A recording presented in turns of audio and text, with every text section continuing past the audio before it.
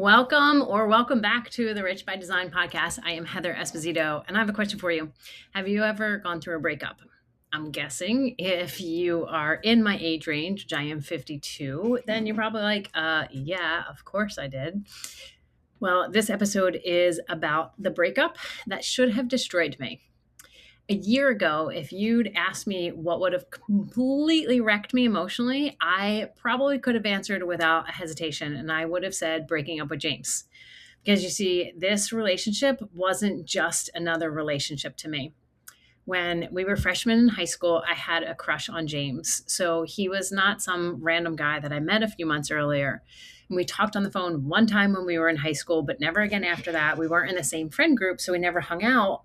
And he was always somebody who had lived in the background of my brain for decades. I'd always wondered about him and how he was doing in life. So when in 2023, I got this Facebook friend request from him, my inner 14-year-old was freaking the F out. She was so excited.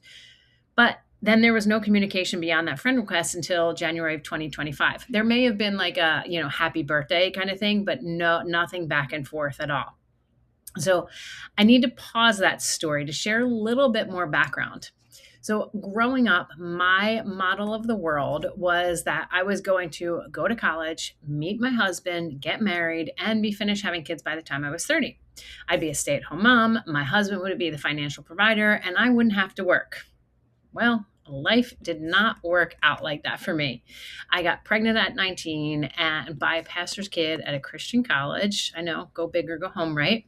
The baby had hydrocephaly and Dandy Walker malformation. Essentially, she had a quarter of her brain tissue. So the doctor said that the best thing to do would be to terminate the pregnancy. And while since then I've heard of so many stories of people who have gotten that prognosis and their babies were fine.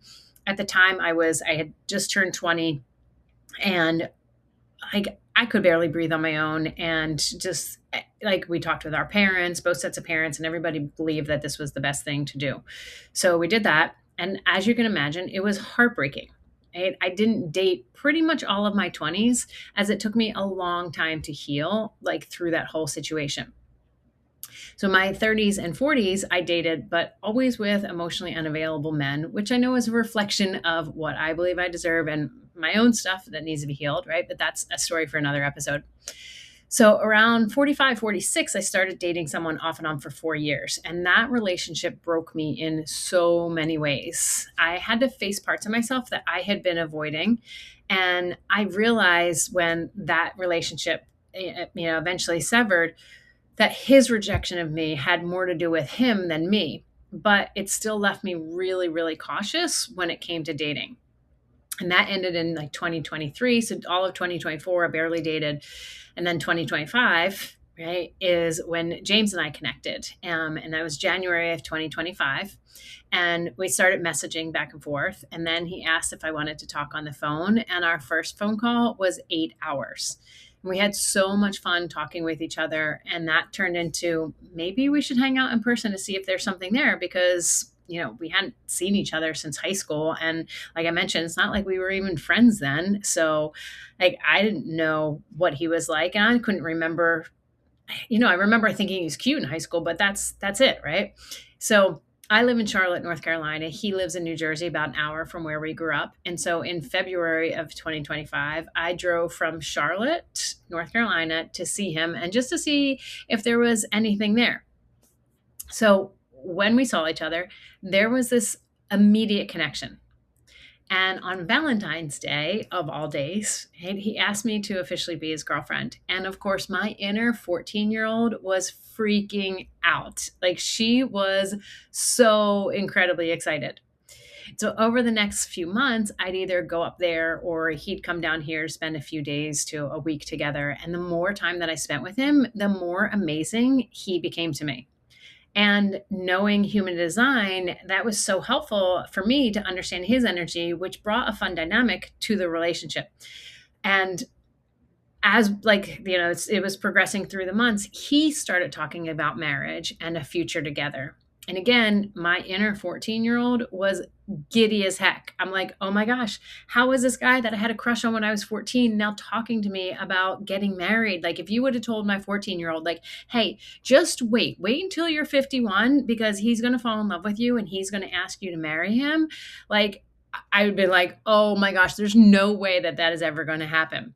Right. So I was just so excited. I'm like, wow, like everything, like, all the things that didn't happen in my life, they're all leading to this. And this is amazing. And then, seemingly out of the blue to me, he essentially ghosted me at the end of October. And on paper, it should have been one of the hardest breakups of my life. And don't get me wrong, it hurt. I cried some.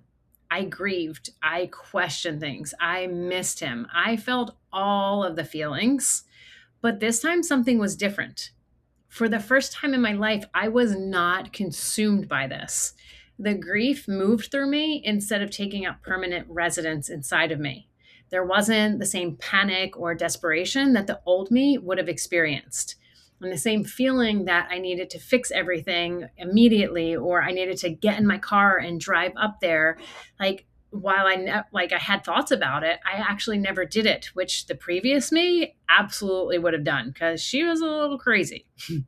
And I did have some mental loops replaying every conversation and trying to figure out my part in it, but they didn't keep me up at night or crying for days on end like the prior relationship did. Instead, this time there was so much space. There was space to be sad. There was space to miss him. There was space to cry, which ironically, there were only like two big cries throughout the whole thing, which was so strange for me. There was somehow this space to keep living my life, which might not sound like a big deal, but for me, it was because in previous seasons of my life, heartbreak didn't just hurt, it became my entire identity for a while. Knowing my human design, I have an open spleen, which means that I can tend to hold on relationships longer than they're healthy and try to always want to like prove. I also have an open heart ego center. It's like I always want to prove like, hey, look, I'm worthy, be in this relationship with me. And also I have a line 4 profile in my human design, and that is all about relationships. And so when relationships sever to a line 4, it just feels like such a rupture. And so for me going through this or going through any breakup in the past, like everything would feel so heavy. Everything, I would look at anything and it reminded me of the loss. My nervous system like would stay on high alert, trying to make sense of something that I couldn't control. And when I look back on those relationships when I was like that, I don't think I was just grieving. Now I can see that my nervous system was overwhelmed. And this time it felt so different. And it wasn't because I don't love him or don't care about him, right? I have such great love for him and I care about him so much, but is because my body seemed more capable of holding the experience, which is a really important distinction because healing isn't becoming someone who doesn't feel. Healing is becoming someone who can feel without falling apart. And I think that is why I think that is what so many of us are looking for. Like, we don't want to stop caring. Again, we don't want to become numb. We don't want to be void of our feelings, right? We want to trust that we can survive hard things without losing ourselves. And so many people that I work with that are like my clients, friends, people like don't trust that I can go through this hard thing and come out better on the other side. And so for me, that is one of the biggest gifts I know that I experienced since going through the Safe and Sound protocol. So the Safe and Sound protocol is an audio therapy that actually rewires and retunes the nervous system baseline, and it helps expand your window of tolerance so that your capacity to move through life is much greater. So SSP is not a, hey, you're dysregulated, here, do this tool. It literally rewires and retunes the nervous system. It doesn't prevent heartbreak, though. Life still happens. Despite my desire for the relationship still ended. Disappointment still existed. Grief still showed up. But my capacity to move through those experiences felt profoundly different.